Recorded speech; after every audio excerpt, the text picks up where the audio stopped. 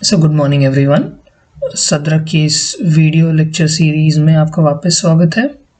मैं हूं आपका प्रेजेंटर श्रेयांश भट्ट और आज का हमारा 11वां टॉपिक है टेलीफोनिक इंटरव्यू।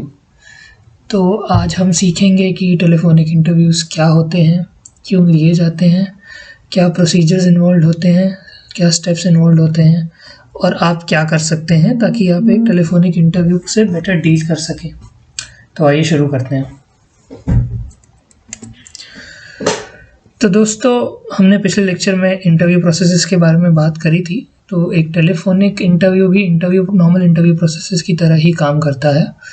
तो यहाँ पे 4 स्टेप्स होते हैं प्राइमरीली। तो हमने जैसा कि बताया था लास्ट लेक्चर में जब हम जॉब एप्लीकेशंस के बारे में पढ़ रहे थे कि आप जॉब एप्लीकेशंस को पोटेंशियल एम्प्लॉयर्स को भेजते हो, और मैंने ये बोला था कि वहाँ पे सिर्फ आप नहीं होते, आपके जैसे 100 या 200 लोग होंगे जो उसी सेम प्रोफाइल के लिए अप्लाई कर रहे होंगे। तो ऑब्वियसली आप 100-200 लोगों को तो हायर कर नहीं सकते उस पोजीशन के लिए। तो क्या किया जाता है? तो सबसे पहला प्रोसेस होता है हमारा स्क्रीनिंग प्रोसेस। तो इसमें देखते हैं कि अगर इस पर्टिकुलर जॉब के लिए अप्लाई कर रहा है तो इस कैंडिडेट के पास रिक्वायर्ड स्किल सेट है कि नहीं वो जॉब को प्राप्त करने के लिए। तो उसके बेसिस पे शॉर्ट लिस्टिंग करी जाती है। तो अगर मान लो 200 लोगों का CV आया है तो शायद वो लोग 30 या 40 लोगों को शॉर्ट लिस्ट करेंगे। फिर उनका इंटरव्यू होगा। इंटरव्यू भी दो तरीके के होते हैं, एक टेलीफोनिक होता है और एक पर्सनल होता है। पर्सनल इंटरव्यूज़ के बारे में हम बात कर चुके हैं, कैसे डील करना है। दूसरा टाइप का होता है टेलीफोनिक इंटरव्यू। फिर उस टेलीफोनिक इंटरव्यू के बेसिस पे आपको ऑफ़र मिलेगा जो आप या तो एक्सेप्ट करेंगे या रिजेक्ट करेंगे। अगर आपने एक्सेप्ट करा तो आपको हायर किया जाएगा और उसके बाद आपकी इंडक्शन और ओरिएंटेशन होगी, जिसके बाद आपको फुल टाइम एम्प्लॉय बनाया जाता है। तो दोस्तों, टेलीफोनिक इंटरव्यूज़ क्यों लिए जाते हैं? तो आपको भी पता है कि आज की दुनिया काफ़ी इंटरकनेक्टेड है एक दूसरे से, पहले से तो बहुत ज़्यादा। तो आज की डेट में काफ़ी काम ऐसा होता है जिसमें देखो, जब आप ऑफिस में काम करते हो तो हाई प्रोबेबिलिटी है कि आप टीम्स में ही काम करोगे, एक दूसरे के साथ टीम बना के काम करोगे।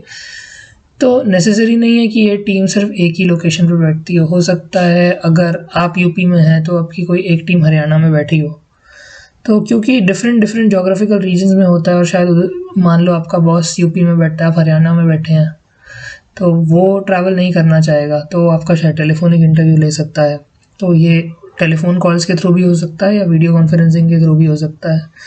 तो इससे बेनिफिट क्या मिलता है कि एक तो कॉस्ट ऑफ ट्रैवल और लॉजिस्टिक्स ऑफ एम्प्लॉयर जो है वो बच जाता है, आपको भी ट्रैवल नहीं करना पड़ेगा, एम्प्लॉयर को भी लॉजिस्टिक्स का ध्यान देने की ज़रूरत नहीं है।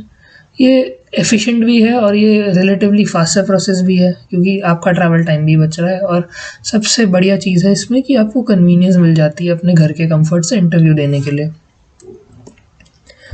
अभी टेलीफोनिक इंटरव्यूज़ के भी टाइप होते हैं। सो 2 टाइप के टेलीफोनिक इंटरव्यू प्रोसेसेस होते हैं, एक आपका ऑटोमेटेड होता है और दूसरा नॉन ऑटोमेटेड कॉल्स होती हैं। तो ऑटोमेटेड कॉल्स जैसे क्या होता है कि जब आप कॉल करते हैं या आप कॉल रिसीव होती है तो आपको एक फिक्स सीक्वेंस ऑफ क्वेश्चंस जो प्री रिकॉर्डेड होते हैं वो मिलते हैं और आपको 30 सेकेंड या 1 मिनट की विंडो दी जाती है जिसके अंदर आपका आंसर रिकॉर्ड किया जाएगा। तो इसको हम ऑटोमेटेड कॉल बोलते हैं। Non automated call is a regular phone call जहाँ पे आप 2 लोग एक फ़ोन कॉल पे एक दूसरे से बात कर रहे हो, तो यहाँ पे एक फ्री फ्लोइंग कॉन्वर्सेशन हो सकता है। अभी जब आपका टेलीफोनिक इंटरव्यू होगा तो आपको 3 C's को माइंड में रखना है अपना इंटरव्यू देते वक्त। तो सबसे पहला पॉइंट है कि आपको काम रहना है, राइट, आपा बनाए रखना है, आपको केयरफुल रहना है, ध्यान रखना है कि कोई गलती ना हो, और तीसरा आपको कॉन्फिडेंस दिखाना है। You need to be confident while speaking in an interview. Interview के लिए कैसे प्रिपेयर करना है? तो आपने जॉब एप्लीकेशन तो भेज दी, आपने देखा कि ये आपके टाइप का रोल है।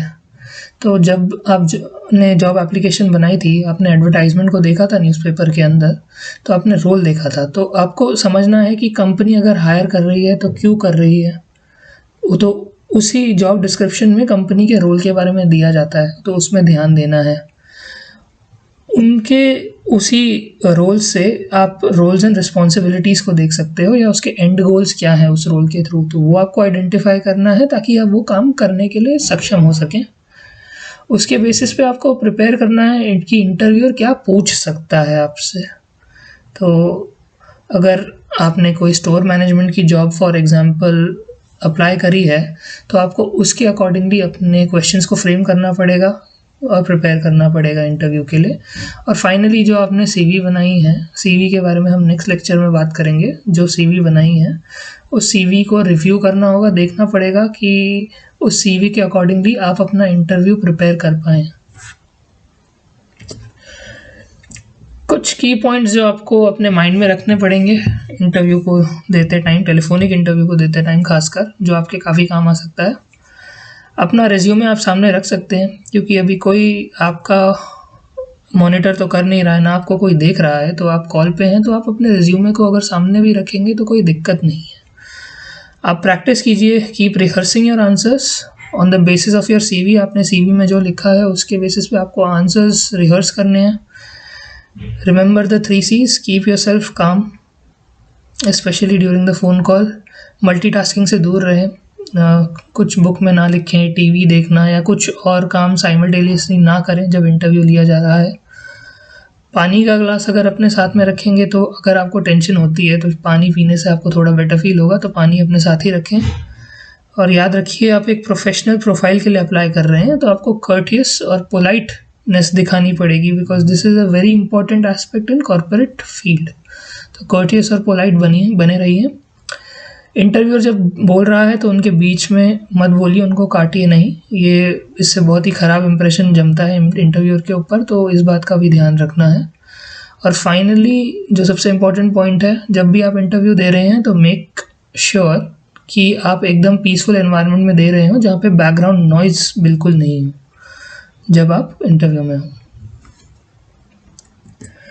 तो दोस्तों, ये था हमारा आज का लेक्चर, टेलीफोनिक इंटरव्यू। मैं आशा करता हूँ कि ये लेक्चर सुनने के बाद आपको थोड़ा बहुत टेलीफोनिक इंटरव्यूज़ के बारे में इंफॉर्मेशन अच्छी लगी हो और कुछ समझा हो, सीखा हो। और अगर आपका टेलीफोनिक इंटरव्यू होता है तो ये पॉइंट्स को मद्देनज़र रखते हुए ये आपको इनकॉर्पोरेट करने की कोशिश करनी है। इससे आपका अच्छा चांस है कि कोई इंटरव्यू निकल सकता है। तो दोस्तों, आज का लेक्चर यहीं पे ख़त्म होता है। Have a good day and bye bye.